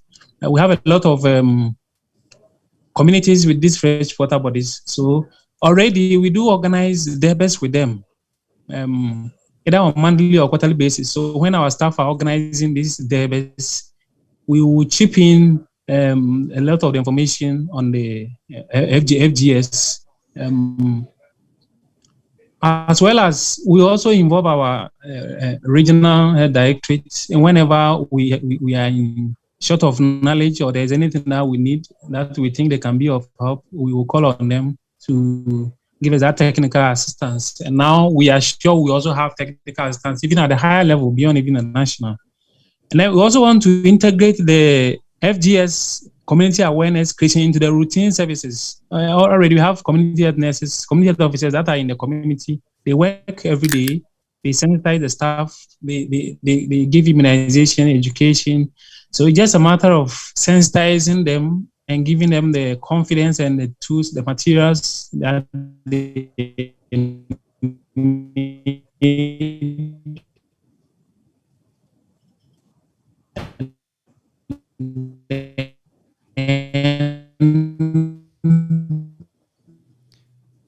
All right, it looks like we've lost Alfred, but he was, I believe he had reached the end of his plan, was reviewing the actions. So let me, let's now turn to the community sensitization program that already goes on. Thank you so much, Alfred. Let's turn now to the SME. So there was very ambitious, a lot of several different aims. I see Pamela Mbabazi has her hand raised and her microphone unmuted as a subject matter expert. Would love to hear your feedback for Alfred Mensah. What would be your suggestions? What would you recommend, suggest to Alfred in response to after having heard this presentation of his action plan? Once again, thank you so much, everyone, and especially to Alfred Mensah, who's shared this particular perspective, which is as a functionary in the health system working at the sub-national level. He mentioned that he's working in the Volta region, and I'm responding because this ties in very nicely to what Dr. Kofi the national program at the national level also shared earlier. So you can see how important the two action plans, how they are synergistic and complementary to each other. What Dr. Kofi said and what Dr. Alfred said. There are things that Dr. Kofi emphasized, which Alfred did not emphasize, but are just as important. And it shows that even at the different levels of the health system, you need to sort of focus your efforts into what would be most impactful in your action plan within the authority you have and the action space you have. So Alfred shows how you do this at a sub-national level. Bearing in mind that Ghana as a country, as they say, their program has been going on for a long time. And I just looked quickly at the coverage figures. Ghana is just slightly over 40% national coverage for treatment with praziquantel in the people require, which means they are far still behind the target of 75%. I assume that would be the same in the Volta region. It's interesting to hear how Alfred presented, speaking about other water bodies and working with other individuals, not necessarily beyond even the health system. And this is something Ghana has done successfully in a very short period of time when they had to use a similar approach to essentially interrupt transmission of guinea worm in the country. It's one of the countries that really took an approach at looking at their water bodies, understood transmission, communicated this in the appropriate languages, raised community awareness, and within 3 years, they were able to receive their certification as a country for being free of guinea worm. And this was an effort that came through such an approach that was implemented in the Volta region, where there's a lot of water bodies, both the big ones and the little ones, as Dr. Alfred has mentioned. So I wanted to highlight this, in addition to everything everyone has said, as an important aspect of looking at the WASH strategies and how you communicate with the people once they understand the connection between a disease and their own behavior around the water bodies. This can go a long way in complementing what the health system itself is trying to do to address an issue. So there is important learning from other public health programs that can be brought to really push forward and sustain the gains that the National Health Program in Ghana is already making to address schistosomiasis on the whole, and in this particular instance, female genital schistosomiasis. So thank you so much, Dr. Alfred. That's what I wanted to highlight for everyone. Thank you. Thank you, Pamela. Let's go now to Alan Brooks. Yes, thank you, Alfred. I want to congratulate you also. I really appreciated the fact that part of how you spoke about this was making the work on FGS not just part of your role, but of the bringing into the day job, the normal work of your colleagues and the community health workers with which you interact. And I think this idea of FGS not being just a special one-off project, but it actually becomes part of the day job of each of us as we look at pieces is a great example to live by. I also reviewed, for example, the action plan from Mohammed Ibrahim, who hasn't presented today, from Upper East region in Ghana. And similarly, he actually said what he wants to do is take his action plan and make it part of his performance assessment for his job. And that idea that the action plans that you're creating today are things you can follow up on and actually become part of your job, part of your role, part of the performance review that you will have maybe in 3 months or 6 months with your supervisor, your boss. I thought was a really great example, an idea of a way to bring this in and make it part of something that you can follow up on and that you will have support from your management to follow up on as well. So thank you. Thank you, Alan Brooks. Now, just to keep an eye on the time, I'm surprised to see it's already 5:30 p.m. in Geneva, which means we have 30 minutes left for this final session of the FGS workshop. There's also a number of people, and I want to acknowledge them as well, who are following on the various social media platforms. Whether or not you are participants of the workshop, you're welcome, and we're grateful for your presence and for your attention. You've heard only a few review of the 96 plans that were created and then peer-reviewed by participants in the workshop. And these are action plans. So what you're hearing now is really what health professionals, some have background and experience and are actively working on neglected tropical diseases and specifically female genital schistosomiasis, but others did not prior to the workshop and are now ready for action. So I'd like to go now to our next presenter. I know some of you have had your hands raised for a long time, such as Dinkase Kumwenda. So please, Dinkase, I'm asking you to unmute, and I hope your connection will work wonderfully well so that we can hear your action plan presented and you can receive feedback from the subject matter experts. Dingase, a warm welcome to you, first of all. Thank you. All right, so you can, while I go and look up your plan, and I'll pull it up on the screen, please go ahead and introduce yourself. And you again, for the sake of time, and I should have emphasized this earlier, please be concise. We need a summary. We have SMEs have reviewed the full plans. We really need, if you can get, if I may be blunt and really get to the point and tell us what is just enough about your plan so that subject matter experts can respond and try to give you a helpful feedback. All right. So I am Tinkase Kumwenda. I am a clinical specialist in obstetrics and gynecology, and I work at Queen Elizabeth Central Hospital in Malawi. Just a brief background of where I work.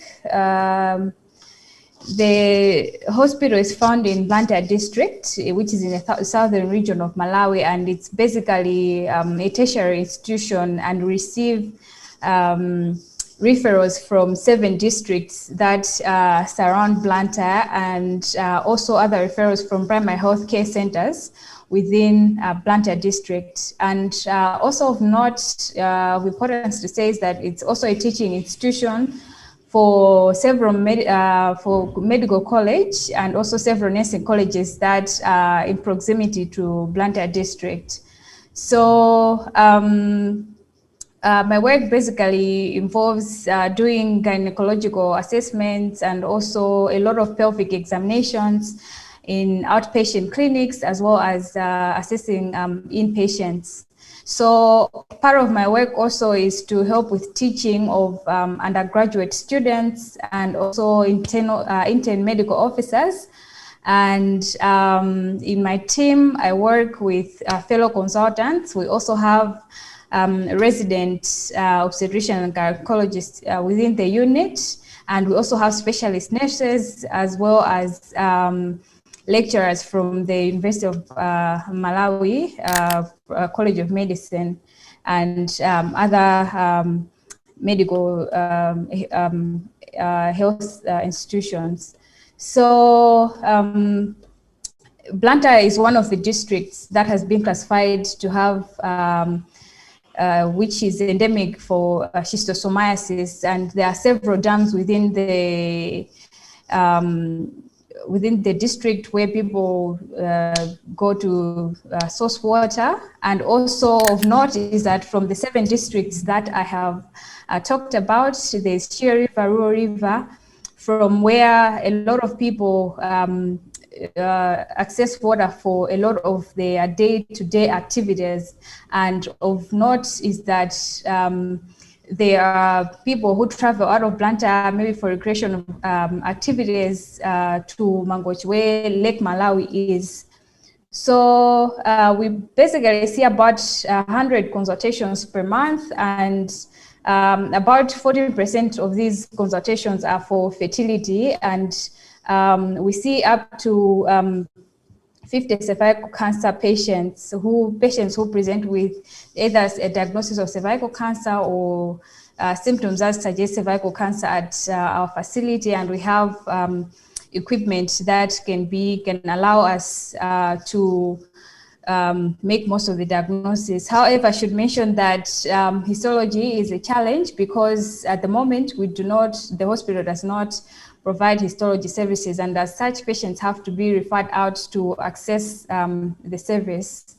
So my challenge that I chose was diagnosis of female genital schistosomiasis, and I would love to help bring awareness among colleagues as well as reach out to medical students, considering that this is a teaching institution, and I think this is a very good focus group to target because they're still in training, and as they go out, they'll also be able to carry this message to where they'll be working, and also to teach other people who are going to come after them. So success for me in this case, what is it going to look like?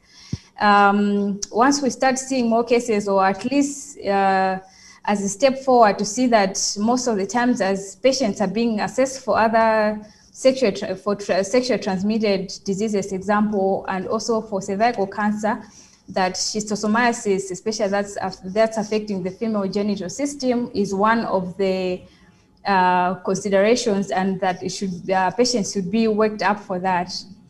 So my actions that I have planned to do include orientation of staff, especially those who are manning the VIA clinic on FGS, and how I propose to do that is that it will be part of the teaching, since they're already in the system, is that from time to time we're supposed to have teaching, which is going to be part of the continuous professional development for the healthcare workers, and so they're supposed to get points for that. So my main task is just going to liaise with the lead, especially the nursing lead, because they're the ones who are mainly manning the VIA clinic, that this topic should be one of those that should be included for the continuous professional development, and we deliver maybe a lecture or even have discussions of cases that we have seen previously. So the other one was to orient or reorientation of colleagues who are attending also to the outpatient gynecological clinic, because that's also, we see a lot of cases who have been referred from the primary health centers. So this will also come in the form of case discussions and also discussion, because in the outpatient clinic, there will be nurses and also specialists who are attending to the patients at a point in time. So I thought that we should just have a reorientation so that we raise a high index of suspicion among colleagues who are working in the outpatient departments, that they should also be considering this as one of the diagnoses, since we live in an endemic district. So this is going to be an ongoing process. Teaching of undergraduate students, I propose that it should be later on included in the pre-service curricula, maybe at the next curriculum review meeting. But in the meantime, whilst the students, the nursing students, the medical students are here, it can be incorporated in their daily teaching, such as on ward rounds, as well as we are attending patients together in the outpatient department. So to continue to bring national awareness, we have from time to time annual general conferences where different cadres meet, and presentation of maybe case studies can be one of the ways in which we can raise awareness among different health professions. And also giving feedback to referring health facilities where patients come from. So if a patient has been referred from a primary health center or a district hospital, and we diagnose them to have female genital schistosomiasis, one of the ways on how we can raise awareness, and in the future also plan for further training, or ask them to come and see more patients with us at the central hospital. So in summary, that is what I have proposed that I should do. And in terms of feedback, I got good constructive feedback from my peers.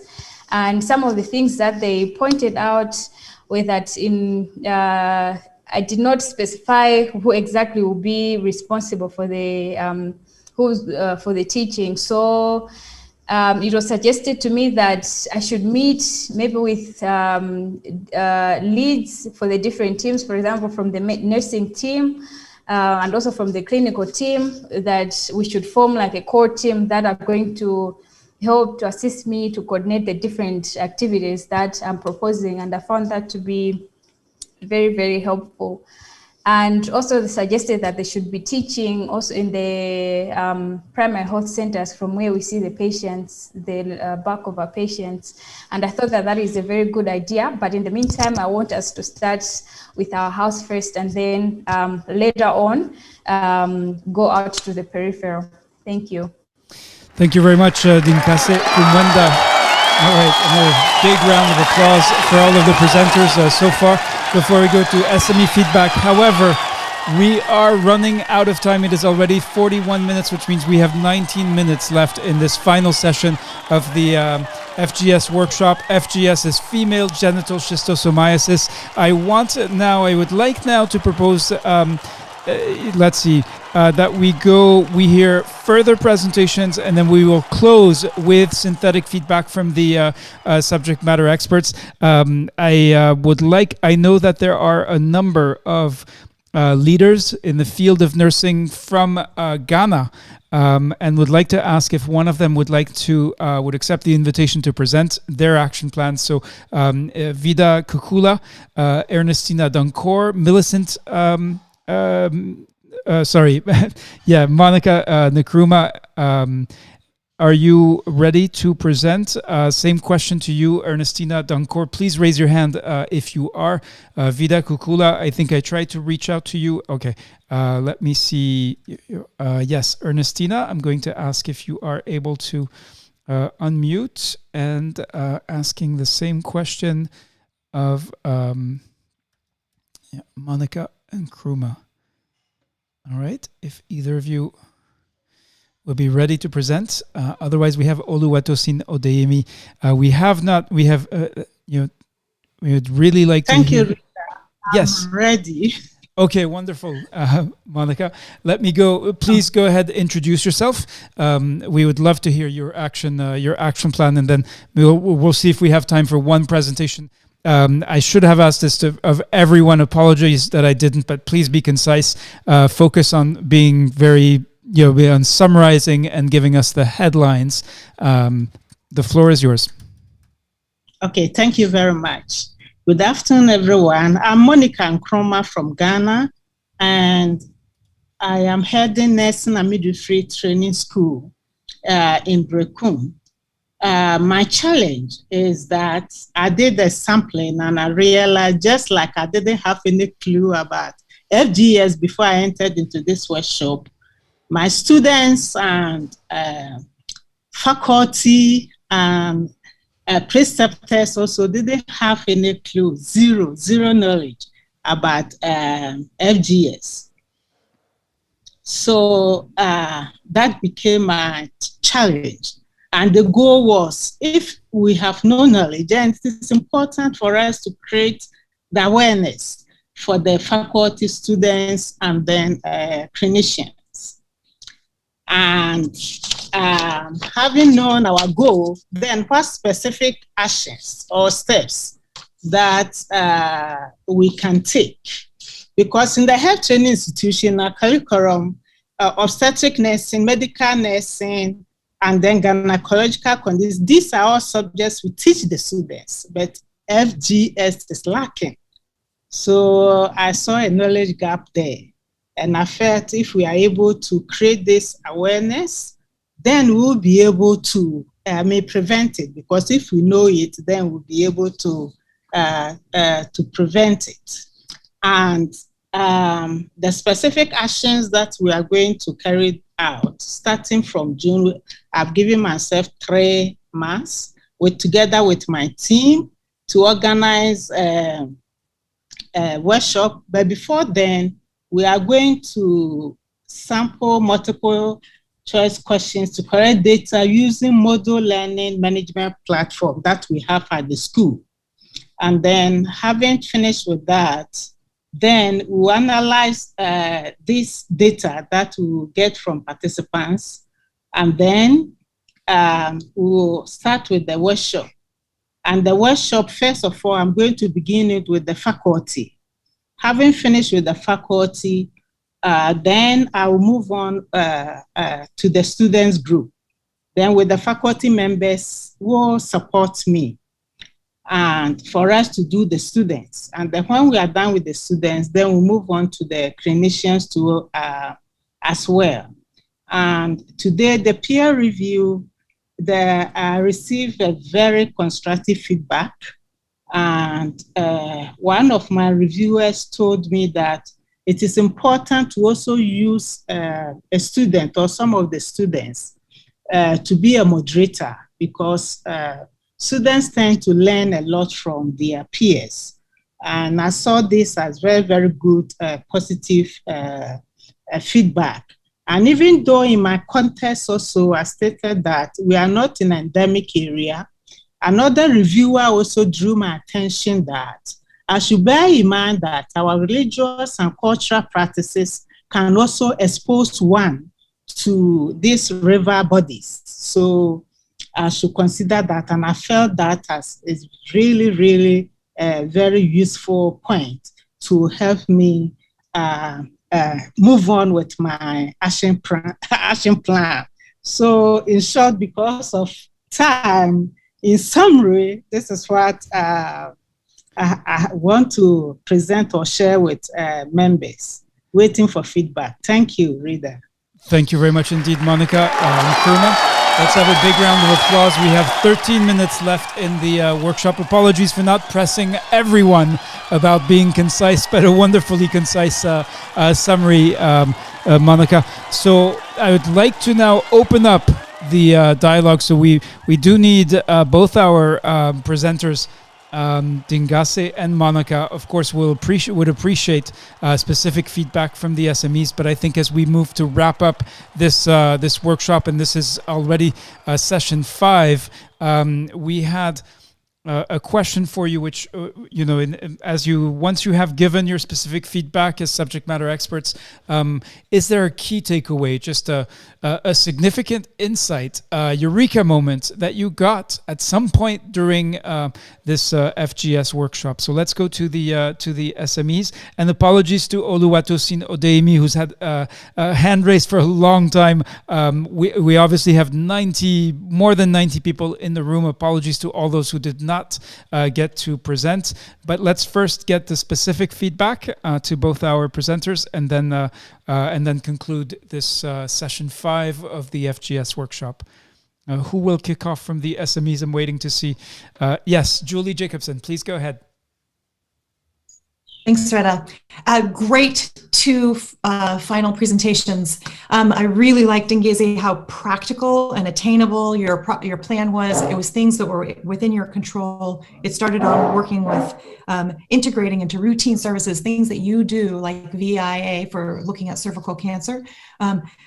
How you can put this into your plans. You had short-term immediate actions that built into longer-term goals, working with current students, future students, and those that are in practice now. So I really liked also you brought in the feedback to the health system. So when somebody comes in with that diagnosis, you're reporting back to where that patient came from, so that they know they know to look for this as well. So important. And we have the same piece of feedback that would be that the individual who's treated needs to know that their community is at risk, their children, their friends and family are potentially at risk of exposure as well. So bringing in and filling that loop all the way, but with a very practical plan that's within your control.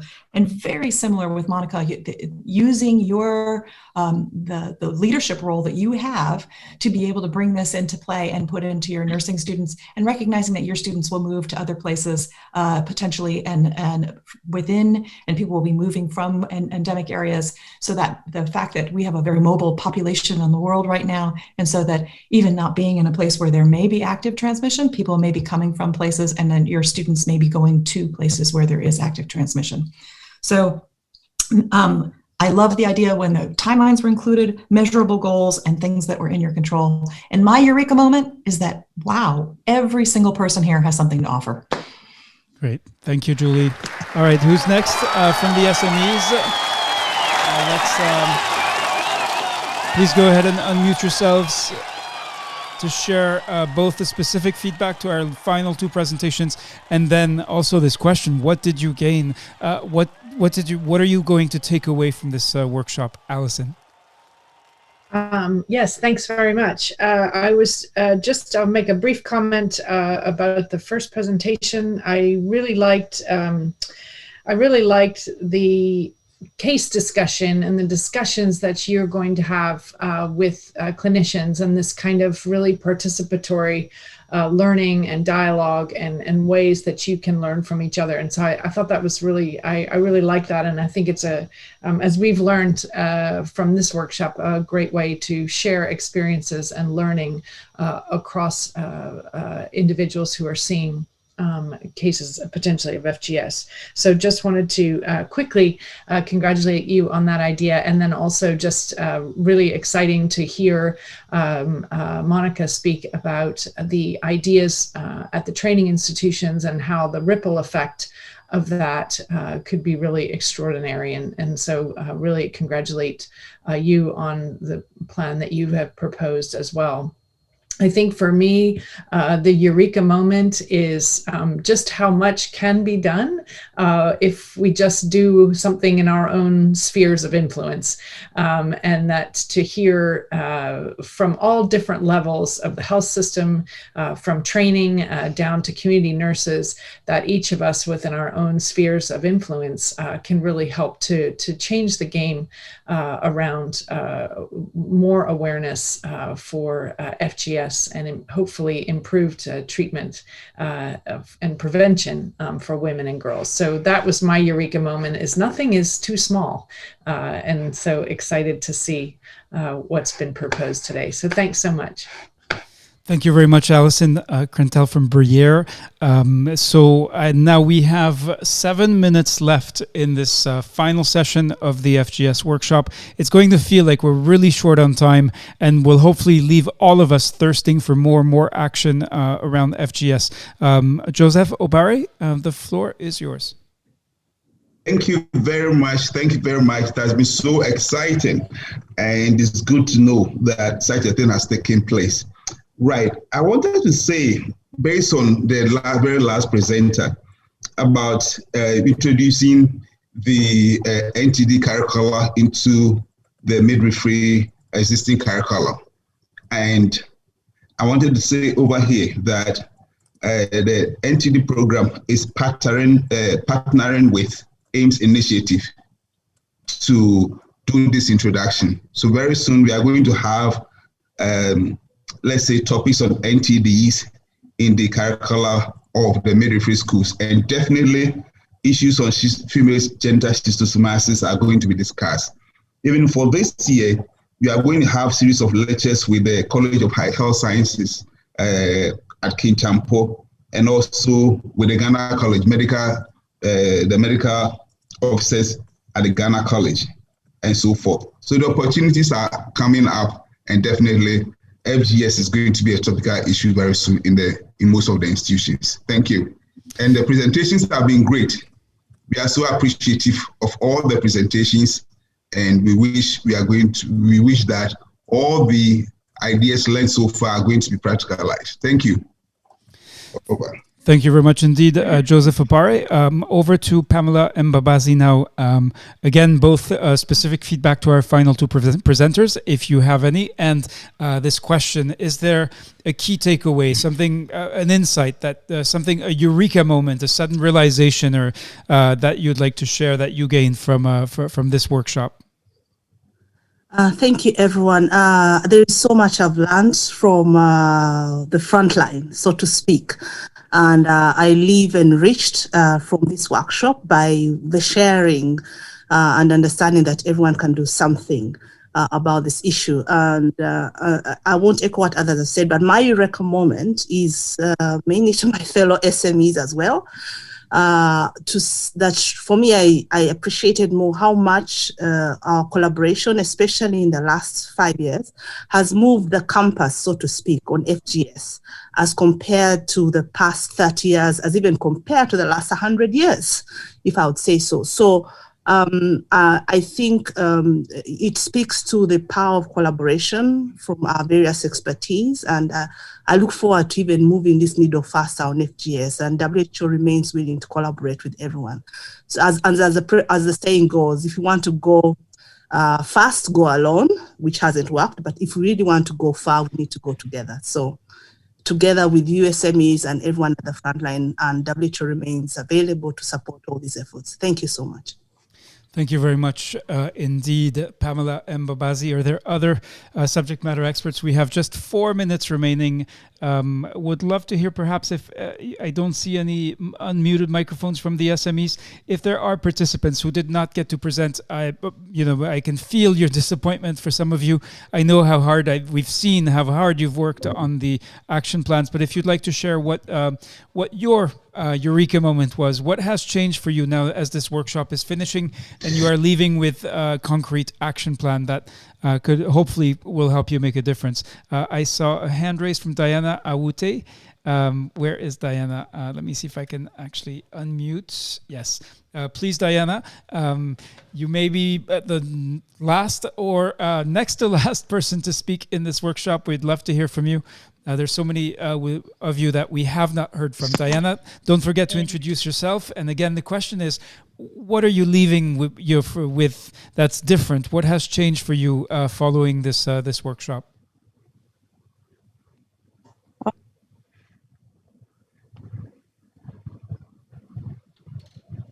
Go ahead, Diana. Okay, thank you very much for the opportunity. This is Diana, officer, but currently a student at UHAS offering epidemiology. In fact, for this workshop, I've learned greatly. For female genital schistosomiasis, I've been in the health sector for about 12 years. It's in my school that my professor put the paragraph for exams and I saw it inside. I never knew, and this workshop brought that no, I've heard of it. And if I am as a health promotion officer. Apologies, Diana, you were breaking up. I see that Kofi Asemani Mensah, so the National Manager for Neglected Tropical Diseases in the Republic of Ghana, has a hand raised, and perhaps certainly it would be, even in an informal workshop like this, certainly protocol to for Dr. Kofi to have the final word in this workshop. Please go ahead. Thank you, Rita, and I want to thank everybody for being part of this workshop. I have a wish and a dream. The dream is not to make our clinicians or our service provided specialists in FGS. But I wish that this training session will be a platform so that everybody seeking help for FGS can walk into any consulting room at any level of the Ghana Health Service, and then that person, even if the care is not provided, the clinician will be able to recognize the condition and direct the person to the appropriate place for the person to seek redress. So that's my only wish, that this workshop would energize us and then create a platform for which to have that system within the Ghana Health Services activated, that anybody having problems with FGS can walk to any consulting room, and even if he doesn't receive the specialist care that will be needed, that person can be directed to a place where he can get the necessary service. So thank you very much, and then may God bless each and every one of you. Thank you very much.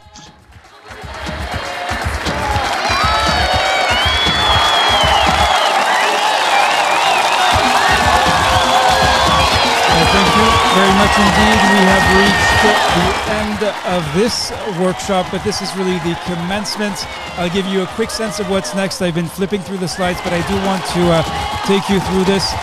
So the post-workshop questionnaire, if you're a workshop participant, look for the personalized link to complete this questionnaire by email. Certification requirements are here. They have not changed. Please review them carefully so you do not get surprised if you missed a requirement and have not earned a certificate as a consequence. Any missing requirements, you have until this Friday, the 14th of May, to complete these. The workshop team will check not only the fact that you have done this or done that, but also the quality of what you have submitting. And everyone who has met the requirements will receive a certificate by email within the next few weeks. The Telegram groups will remain open, so please do. You're welcome to stay in touch and stay connected. And of course, the group discussion notes from the first two sessions, there may be some missing group notes, so if you were a rapporteur, do upload them again by the Friday deadline. I believe that's it for this workshop, but hopefully, of course, it is part of a series of activities in the FAST package. Thank you very much indeed for your participation, an impressive group. And for those of you who are watching on social media platforms, thank you so much for being with us. We hope to offer in the very near future more opportunities like this one. Once again, thank you and take care.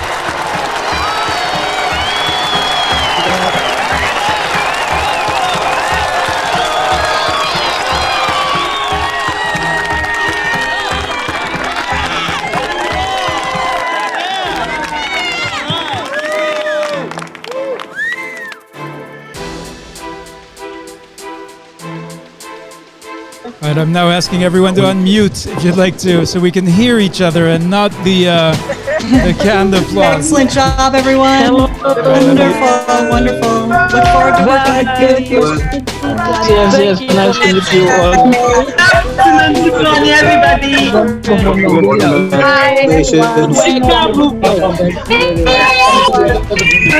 Rita and your team, we thank you. Thank you. Wonderful program.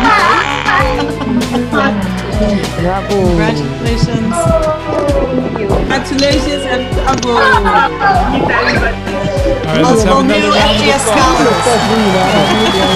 Thank you.